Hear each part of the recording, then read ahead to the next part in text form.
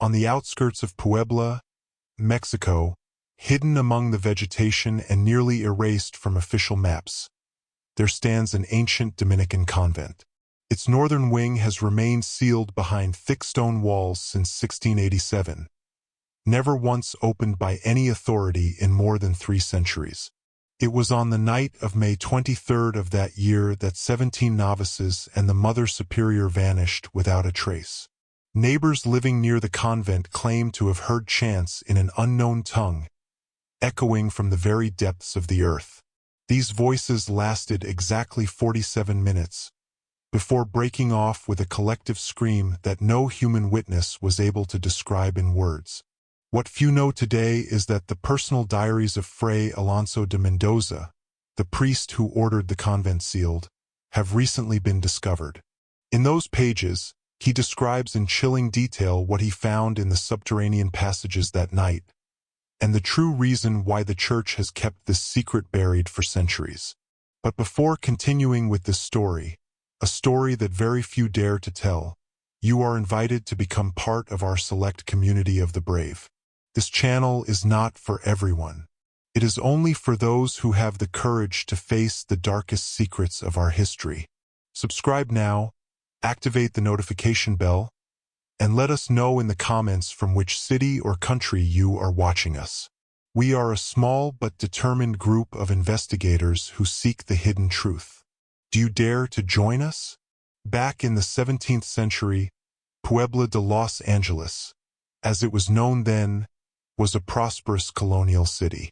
Spanish influence blended with the indigenous past of the region.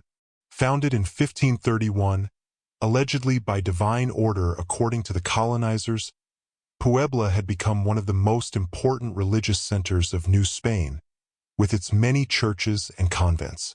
The convent of Santa Rosa de Lima, built in 1567 only a few kilometers from the city, stood upon the ruins of an ancient indigenous temple. Its architecture combined Spanish austerity with subtle pre-Hispanic details, as if the very stones carried witness to the cultural clash defining New Spain. Its yellow quarry walls stood out against Puebla's deep blue skies, and its bell tower dominated the landscape, calling the faithful to prayer 3 times a day with a sound that resonated across the valley. Life inside the convent followed a rhythm as strict as it was unchanging. The nuns devoted their days to prayer, tending the orchards, and crafting exquisite embroidery and sweets that made the convent famous across the region. The Mother Superior, Sor Maria Concepcion de Aguirre, was a woman of 60 years who had dedicated 4 decades to religious life.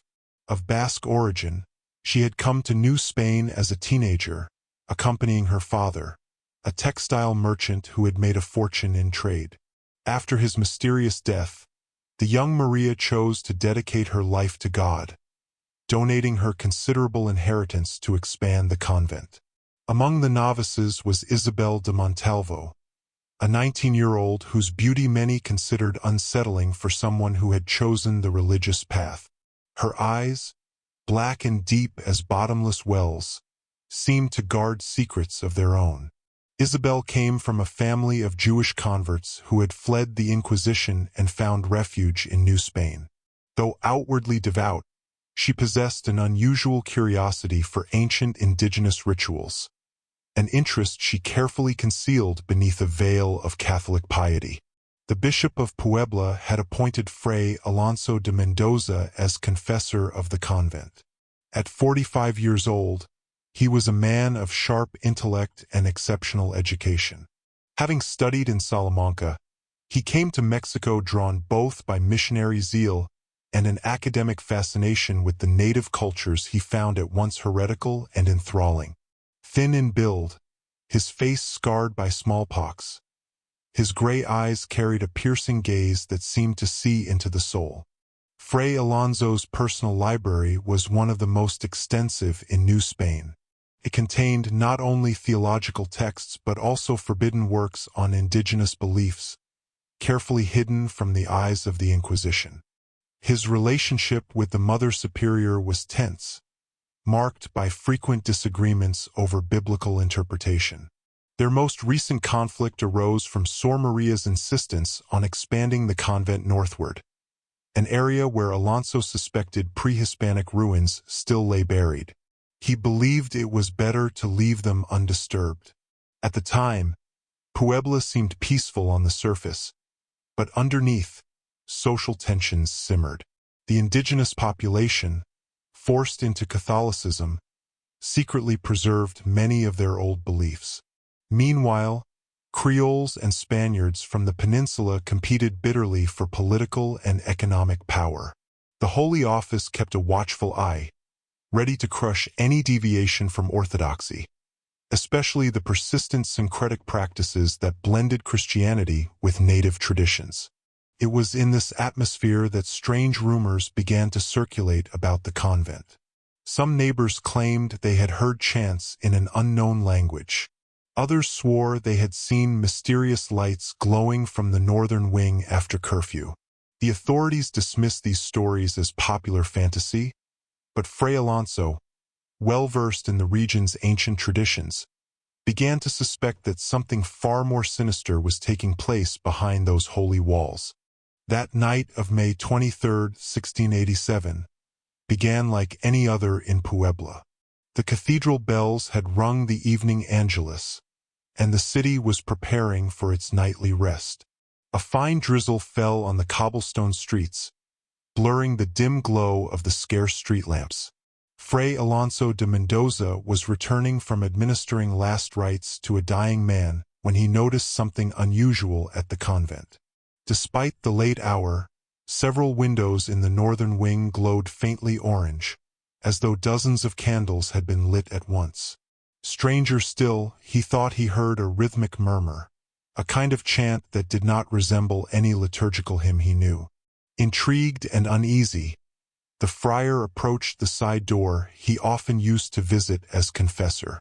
He expected it to be locked as convent rules strictly demanded. To his shock, the door yielded with a creak when he pushed it gently. "Ave Maria Purissima," he whispered as he crossed the threshold, more a shield against the unknown than a prayer of greeting. Inside, the main corridor was sunk in darkness, but the strange sound grew louder with each cautious step. It was not Latin, nor Spanish, nor even any of the native tongues he recognized. Its cadence was ancient, primal, raising goosebumps on his neck. Upon reaching the cloister, what he saw froze his blood. A procession of hooded figures advancing in single file toward the northern wing, each carrying candles of an unsettling greenish hue. At their head walked someone he instantly recognized by her stature and bearing, the Mother Superior. But something in her movements was disturbingly unnatural, as if she were not fully conscious. Hidden behind a column, Alonso watched as the procession descended a staircase that led to the convent crypt. What horrified him most was the number of figures, exactly 17, the precise count of the novices residing there. Summoning his courage, he decided to follow them. The friar crept down the steps, guided by the eerie glow and the chant that was now pounding against the very stone walls. The deeper he went, the heavier and more suffocating the air became, thick with a pungent odor that reminded him of the incense used in the old indigenous temples he had once visited. The crypt should have been the final stop, yet Alonso discovered something even stranger. Part of the back wall had been removed, revealing a hidden passage. Its stones were carved with unmistakable Aztec symbols, depictions of Mictlantecutli, lord of the underworld. The passage sloped deeper still, burrowing into the bowels of the earth. Trembling but resolute, Alonso advanced until he reached a vast circular chamber. What he found there defied everything his Christian education had taught him. At the center stood a black stone altar, polished to a sinister gleam, reflecting the glow of dozens of green candles arranged in a perfect circle. Upon it lay Isabel de Montalvo, the beautiful novice, apparently unconscious, dressed not in her habit but in ceremonial garments that evoked the splendor of Aztec rituals. Around the altar stood the 17 novices and the Mother Superior, their faces hidden beneath their hoods, their voices weaving the chant into a maddening crescendo. But the true horror was the presence of another figure. An old man with wrinkled skin and eyes as black as obsidian itself, holding high a sacrificial blade. Alonso recognized him at once. Don Hernando, a supposed convert who often visited the convent to sell herbs. Now his true purpose was revealed. When the old man raised the knife toward Isabel's chest, Alonso could endure no more. "In the name of Christ, stop!" he shouted, stepping out of the shadows with his crucifix raised high. What followed scarred his memory forever. The hooded women turned toward him in perfect unison, their movements so precise they seemed inhuman. Their hoods fell back, revealing faces no longer entirely human. Their eyes, bottomless and black, reflecting the greenish light with something otherworldly behind them. Then the Mother Superior spoke, though not in her own voice. It was a guttural, resonant tone that seemed to echo from the very depths of the earth. "You are too late, Alonso de Mendoza. The pact is sealed. They will walk among us again." A violent tremor shook the chamber, scattering dust and pebbles from the ceiling. Cracks split the stone floor around the altar, from which black vapor hissed upward, twisting into vague humanoid forms. The last thing Alonso remembered from that night was running in terror through the tunnels, chanting desperate prayers in Latin while unspeakable sounds pursued him. No voice of man, but something far older. That night of May 23, 1687, began like any other in Puebla. The cathedral bells had rung the evening Angelus, and the city was preparing for its nightly rest. A fine drizzle fell on the cobblestone streets, blurring the dim glow of the scarce street lamps. Fray Alonso de Mendoza was returning from administering last rites to a dying man when he noticed something unusual at the convent. Despite the late hour, several windows in the northern wing glowed faintly orange, as though dozens of candles had been lit at once. Stranger still, he thought he heard a rhythmic murmur, a kind of chant that did not resemble any liturgical hymn he knew. Intrigued and uneasy, the friar approached the side door he often used to visit as confessor. He expected it to be locked as convent rules strictly demanded. To his shock, the door yielded with a creak when he pushed it gently. "Ave Maria Purissima," he whispered as he crossed the threshold, more a shield against the unknown than a prayer of greeting. Inside, the main corridor was sunk in darkness, but the strange sound grew louder with each cautious step. It was not Latin, nor Spanish, nor even any of the native tongues he recognized. Its cadence was ancient, primal, raising goosebumps on his neck. Upon reaching the cloister, what he saw froze his blood. A procession of hooded figures advancing in single file toward the northern wing, each carrying candles of an unsettling greenish hue. At their head walked someone he instantly recognized by her stature and bearing, the Mother Superior. But something in her movements was disturbingly unnatural, as if she were not fully conscious. Hidden behind a column, Alonso watched as the procession descended a staircase that led to the convent crypt. What horrified him most was the number of figures, exactly 17, the precise count of the novices residing there. Summoning his courage, he decided to follow them. The friar crept down the steps, guided by the eerie glow and the chant that was now pounding against the very stone walls. The deeper he went, the heavier and more suffocating the air became, thick with a pungent odor that reminded him of the incense used in the old indigenous temples he had once visited. The crypt should have been the final stop, yet Alonso discovered something even stranger. Part of the back wall had been removed, revealing a hidden passage. Its stones were carved with unmistakable Aztec symbols, depictions of Mictlantecutli, lord of the underworld.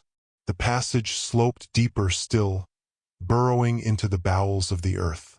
Trembling but resolute, Alonso advanced until he reached a vast circular chamber. What he found there defied everything his Christian education had taught him. At the center stood a black stone altar, polished to a sinister gleam, reflecting the glow of dozens of green candles arranged in a perfect circle.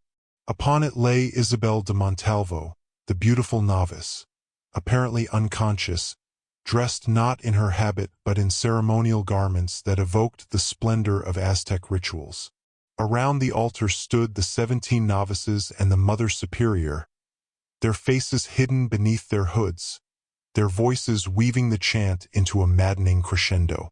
But the true horror was the presence of another figure, an old man with wrinkled skin and eyes as black as obsidian itself, holding high a sacrificial blade.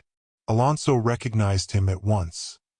Don Hernando, a supposed convert who often visited the convent to sell herbs. Now his true purpose was revealed. When the old man raised the knife toward Isabel's chest, Alonso could endure no more. "In the name of Christ, stop!" he shouted, stepping out of the shadows with his crucifix raised high. What followed scarred his memory forever.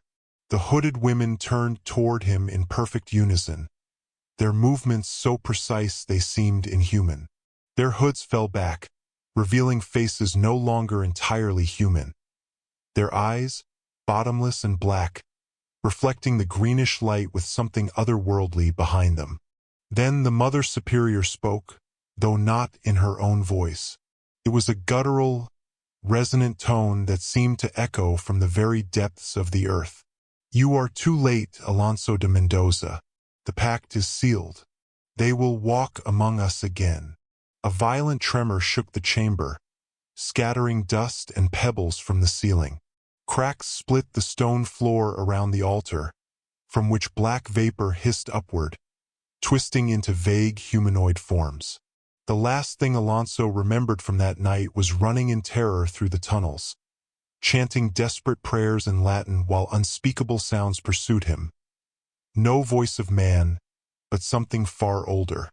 Nearly a year after the night of horror, Fray Alonso received an anonymous letter.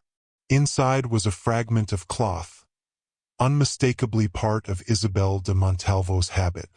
Alongside it, a short note written in a handwriting painfully familiar to him. "What we have begun cannot be stopped. They will walk among us again when the stars align." That night, after reading the letter, Alonso clearly heard scratching at the door of his cell. When he opened it, no one was there. On the floor lay a small obsidian figurine of a pregnant woman with a skull for a head. The weight of his realization, that the ritual had not ended, that something still lingered beneath the sealed convent, was unbearable. Before the year 1688 was over, Fray Alonso abandoned his post in Puebla. He retreated to a remote monastery in the mountains of Oaxaca, taking with him his diaries and the terrible knowledge they contained. For more than 3 centuries, his writings remained hidden. First they were kept in Oaxaca, then, after his death, they were quietly transferred to the Vatican's secret archives. There they were classified as apocryphal material of doubtful authenticity, deemed unworthy of serious attention. It was not until 2019 that a young historian from Puebla, Miguel Ángel Domínguez, stumbled upon a reference to the diaries while browsing digitized Vatican records. At first, it seemed like nothing more than a bureaucratic entry about transferred documents. But between the lines, Miguel Ángel discovered hints of a diary describing disturbing events at a convent in Puebla, important enough to have been sent directly to Rome. Intrigued, he began petitioning for access to the documents. Months of bureaucratic resistance followed, but at last, through the help of an old professor working in the Vatican's secret archives, Miguel Ángel obtained copies of several pages from Alonso's diary. Some sections had clearly been censored, but what remained was enough to shake him. The descriptions of syncretic rituals, dimensional portals, and inhuman entities sounded more like a Gothic novel than historical record. And yet, the details were too precise. Names of real figures, verifiable events of 17th-century Puebla, and an internal consistency that suggested Alonso had written what he truly believed he had witnessed. Determined to uncover the truth, Miguel Angel traveled to Puebla to investigate the remnants of the convent. By then, it had been converted into a museum of religious art. Much of the original structure remained intact, including the infamous northern wing, still closed to the public under the pretense of ongoing restoration. During his visit, Miguel Angel noticed something strange. Despite the city's heat, the sealed northern wall radiated an unnatural chill. His phone and other electronic devices malfunctioned when he approached that section. Thanks to his academic credentials, and under the guise of conducting an architectural study, he managed to arrange an interview with the museum's director, Dona Carmen Aguirre, an elderly woman whose surname instantly struck him as familiar. "The northern wing has been closed for as long as I can remember," Dona Carmen explained. "My family has been tied to this building for generations. My great-great-grandmother was the first director when it became a museum. Before that, our ancestors were benefactors of the convent. There is a family tradition. We must never allow that wing to be reopened." When Miguel Angel casually mentioned the name of Sor Maria Concepcion de Aguirre, the old woman's face paled. "Where did you hear that name?" she asked, her voice trembling. "In some historical documents I'm studying," Miguel Angel replied evasively. Dona Carmen fell silent, as if debating with herself. At last, she spoke in a low voice. "There are things in our family history that are never spoken of outside certain private ceremonies. But if you know that name, perhaps you are meant to know more." That very night, Miguel Angel received a package at his hotel. It had no sender. Inside was an old key and a note with an address in Puebla's historic center. The handwriting looked disturbingly similar to that of Fray Alonso's diary, yet written in modern Spanish. The address led to a small antiquarian bookstore, abandoned for years according to the neighbors. The key fit the back door perfectly. Inside, covered in dust and cobwebs, time seemed frozen. Shelves brimmed with leather-bound volumes, and display cases held pre-Hispanic relics alongside Christian icons. At the center stood a desk, and on it, an open book. Miguel Angel approached. The handwriting was identical to Alonso's, yet the text was written in modern Spanish. And at the top of the page, a date, May 3, 2019. The cycle is about to complete. After 332 years, the stars are once again aligned as they were that night. Isabel has fulfilled her purpose, generation after generation. The seed has grown in the dark, nourished by the faith of those who wait. Soon, very soon, the lords of the underworld will walk among us again. Unless someone finds the courage that I lacked that night. As Miguel Angel stood frozen before the open book, he suddenly heard movement in the back of the abandoned bookstore. Footsteps, light, almost floating, slowly approaching. The back door creaked open, and there stood Dona Carmen Aguirre. Her presence was calm, yet her eyes carried urgency. "I see you received my message," she said firmly, her voice stronger than one would expect from her frail body. "We don't have much time. The cycle is about to complete." "What cycle? What are you talking about?" Miguel Angel asked, trying to keep his composure despite the chill creeping through him. "Every 332 years, when the stars return to the same exact position, a window opens," explained Dona Carmen, lighting an oil lamp that bathed the room in an eerie golden glow. The walls came alive with strange symbols, a disturbing blend of Christian and pre-Hispanic iconography. "It is a chance for what was sealed to either escape or to be sealed forever." She looked him in the eye, her voice solemn. "My family has kept watch for generations. We are direct descendants of Isabel de Montalvo." Miguel Angel's heart skipped. "The novice who was to be sacrificed?" he asked, recalling Alonso's diary. A mysterious smile crossed the old woman's lips. Isabel was never a victim. She was the high priestess, the chosen one. She tricked Alonso into believing she was unconscious, when in truth she was leading the ritual. His interruption prevented the portal from opening fully, but it did not stop a fragment of Mictlantecutli's essence from entering her. Miguel Ángel struggled to process this revelation, which directly contradicted the diary. "So you're saying Alonso lied?" "No," Carmen replied. "He saw what his Christian mind was capable of understanding. But the reality was far more complex." She opened a drawer and carefully unwrapped a small bundle, revealing an obsidian dagger identical to the one Alonso had described. "This is the ceremonial blade from that night. It has remained in our family for centuries, waiting for the moment to be used again." "Why are you telling me this?" Miguel Ángel asked, increasingly uneasy. "Because Alonso's diaries contain the key to permanently sealing the portal. When he interrupted the ritual, he unknowingly triggered only a temporary seal. Later, when he finally understood what had truly happened, he encoded the method for a definitive closure within his writings." Her eyes darkened, suddenly deep and endless, like those black eyes Alonso had described centuries earlier. "Our family has been divided for generations. Some of us believe the portal must be sealed forever. Others—" She paused, her voice heavy.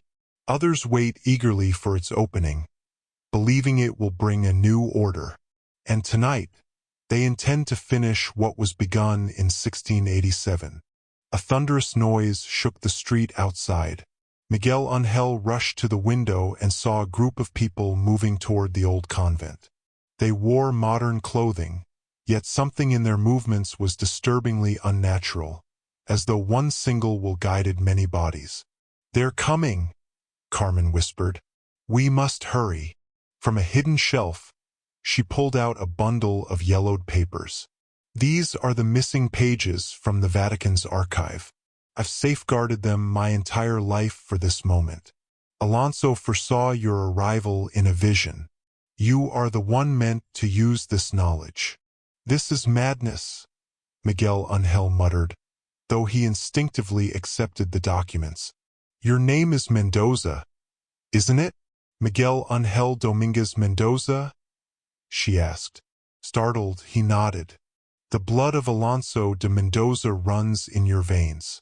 It is no coincidence that you found his writings, nor that you came here now.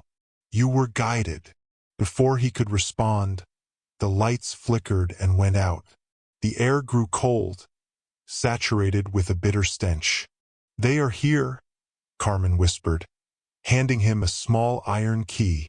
"This opens the hidden door in the crypt. Go now, use the documents, use the key. I will hold them back as long as I can. I can't leave you here." Miguel Ángel protested, but the old woman only smiled with eerie serenity. "I've lived more years than I deserved, carrying this burden. Tonight, I finally fulfill my purpose." She took a silver crucifix from her neck, and in the darkness, it gleamed with its own light. "Go. If the writings are true, we shall meet again, in one way or another." Miguel Ángel hesitated, but the sound of the front door splintering made his choice for him. He fled through the back door, clutching the iron key and Alonso's missing pages. Before leaving, he glanced one last time at Dona Carmen. She stood tall, arms spread, crucifix raised toward the entrance, reciting a strange chant, a mix of Latin prayers and Nahuatl invocations. Miguel Ángel slipped into the alley and ran toward the old convent.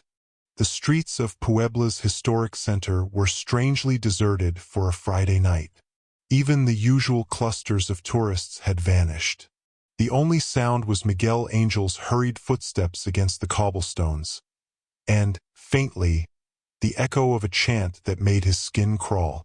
When he reached the convent, now functioning as a museum, he found the main door ajar. He stepped inside cautiously, aware that he was walking into a danger he could barely comprehend. The interior was shrouded in an unsettling twilight. Emergency lights cast distorted shadows across walls lined with colonial religious art. Clutching Alonso's papers, Miguel Ángel moved toward the spot where the crypt should be. By the glow of his phone, he read the instructions. The portal was not located where Alonso had first believed. The true entrance was hidden behind a confessional in a side chapel, now repurposed as a gallery for Baroque art. When he arrived, his heart pounded because the confessional was still there. Despite centuries of remodeling, it had survived untouched, a massive wooden structure carved with angels battling demons. Following the coded directions, Miguel pressed a sequence of carved figures. To his astonishment, the back of the confessional slid open with a whisper, revealing a narrow spiral passage descending into darkness. A damp, cold breath rose from the tunnel. The air smelled of caves, heavy with moisture, and something else, metallic and sharp, like blood. Steeling himself, Miguel switched on his phone's flashlight and began his descent.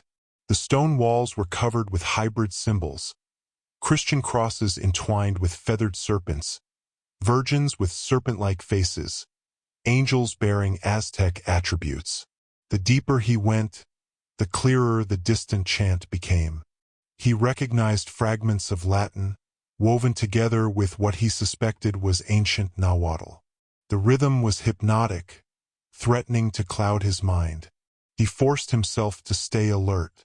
At last, after what felt like hundreds of steps, he reached a circular antechamber. There, upon a stone pedestal, rested exactly what Alonso had described centuries earlier. An iron chest engraved with scenes of Saint Michael locked in combat with the forces of hell. The small iron key Carmen had given him fit perfectly. With trembling hands, he opened the chest. Inside, wrapped in black silk, was a crucifix unlike any he had seen before. Made of obsidian, inlaid with silver patterns forming unknown symbols. According to Alonso's writings, this was the key to sealing the portal permanently. It had been crafted by a converso silversmith who understood both Catholic ritual and the secret lore of Aztec magic. Clutching the crucifix, Miguel pressed onward, following a second tunnel that opened beyond the chamber. This passage was older still, carved directly into the living rock beneath Puebla. Faded murals of the Aztec underworld lined its walls. The chant grew deafening, accompanied now by the steady thrum of ritual drums. A green glow began to replace the need for his flashlight. Finally, the tunnel opened into a colossal underground chamber, far larger than the convent above could have concealed. At its center rose a black stone altar, identical to the one Alonso had described. Around it stood 17 women, dressed in a disturbing blend of nuns' habits and Aztec ceremonial robes. Each held a green candle burning with unnatural light. And on the altar lay a young woman, her features hauntingly similar to Alonso's description of Isabel de Montalvo. Beside her stood Dona Carmen, but not the frail old woman of the bookstore.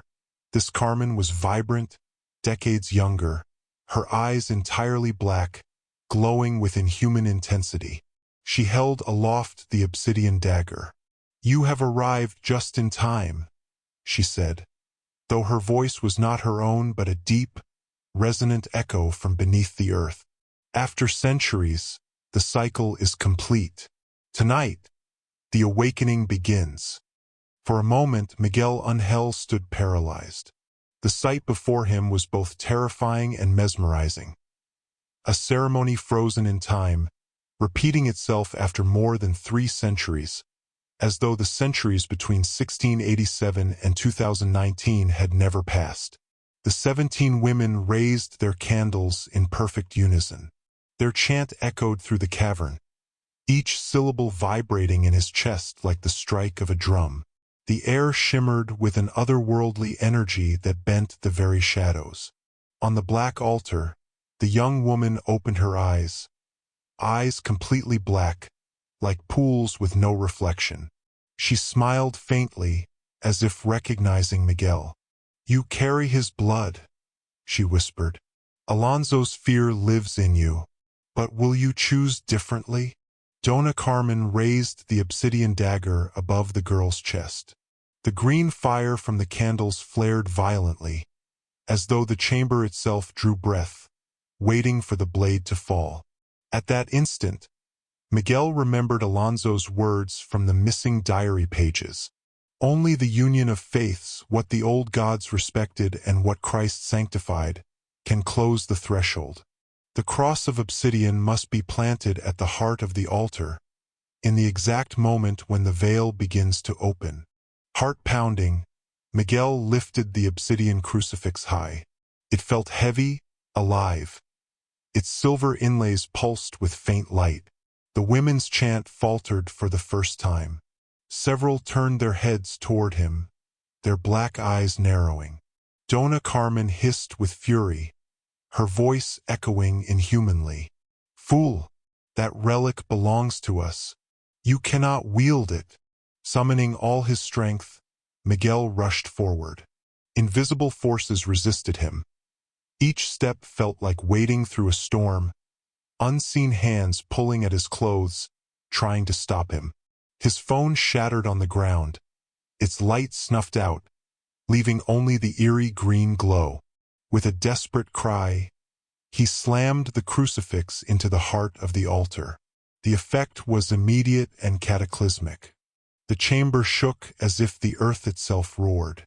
The green flames shot upward, twisting into a single column of fire before collapsing inward with a deafening crack.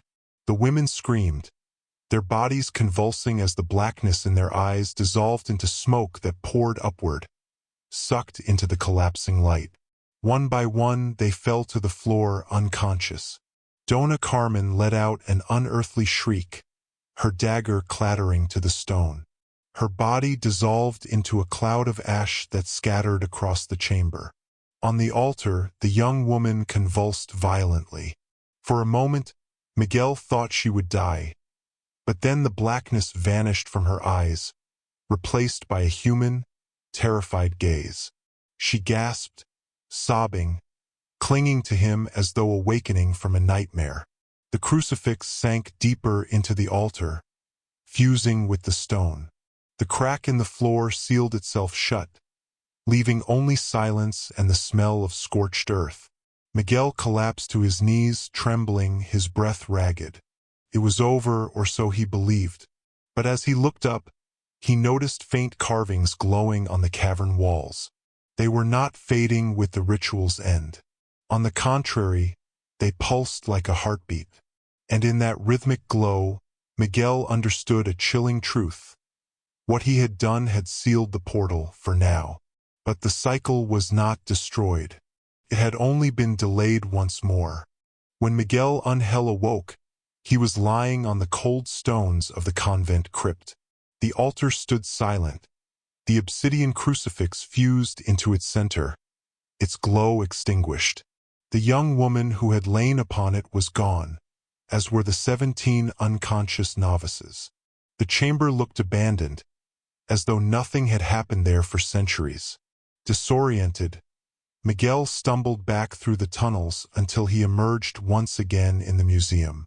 Dawn light filtered through stained glass windows, bathing the colonial paintings in a soft glow. Everything appeared untouched, eerily normal, as if the previous night had been nothing more than a fever dream. Yet the missing pages of Alonso's diary were still in his pocket.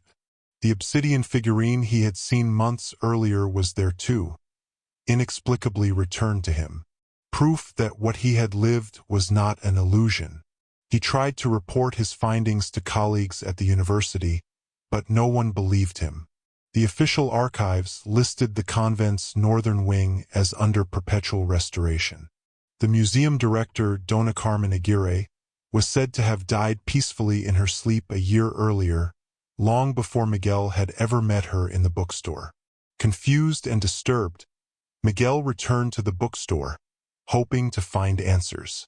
But the building was empty, sealed, and covered with dust, as though it had been abandoned for decades. The desk where he had read the diary was gone. The neighbors insisted no one had entered that place in years. Over time, Miguel stopped speaking publicly about his experience. But in private, he continued Alonso's work, annotating the missing pages with his own notes. He came to accept a grim truth. The cycle had not been broken, only postponed. He calculated the alignment of the stars, confirmed by modern astronomy. The next conjunction, the next opening of the portal, would occur in the year 2351. Unless the knowledge he carried was preserved, another generation would face the same terror, and perhaps fail. For now, the convent in Puebla remains a museum. Tourists walk its halls, admiring its religious art and architecture, never suspecting what lies beneath their feet. The northern wing is still sealed, its walls cold to the touch, as if holding back a breath that has not yet been released. And locals whisper that, on some nights, when the moon is full and the valley is silent, one can still hear faint chants rising from underground, chants that last exactly 47 minutes, ending with a scream that no human voice could ever reproduce. The secret of Puebla's buried convent lives on. Perhaps one day it will surface again,